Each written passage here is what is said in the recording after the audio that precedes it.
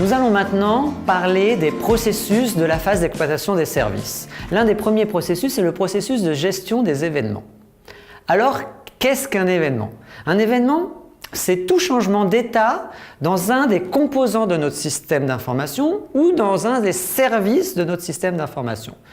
Le service est constitué de composants. Un changement d'état dans le service, par exemple, le service n'est plus disponible. Là, c'est un changement d'état qui devrait être tracé par le processus de gestion des événements.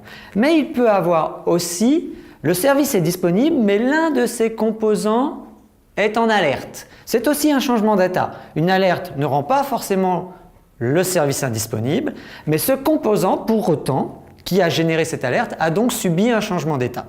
Nous allons donc définir 3 types d'états pour pouvoir assurer le suivi de ces changements d'état. Les états de simple information. Pour information, mon serveur a atteint un seuil de 2 téraoctets de données, mais il m'en reste encore autant, ce n'est que la moitié de mes capacités de stockage. C'est une information.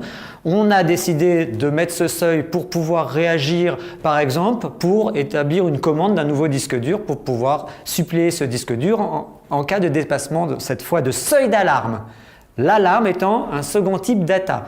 Là, le disque dur est à 90% de charge. Attention, il va vraiment bientôt falloir faire quelque chose, sinon nous arriverons à l'incident.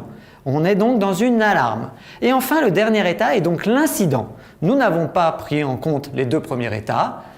Le disque dur est plein, notre serveur ne peut plus fonctionner, le service est HS, par exemple le service de messagerie ne fonctionne plus. Ça a un impact sur l'utilisateur, nous sommes donc dans un incident.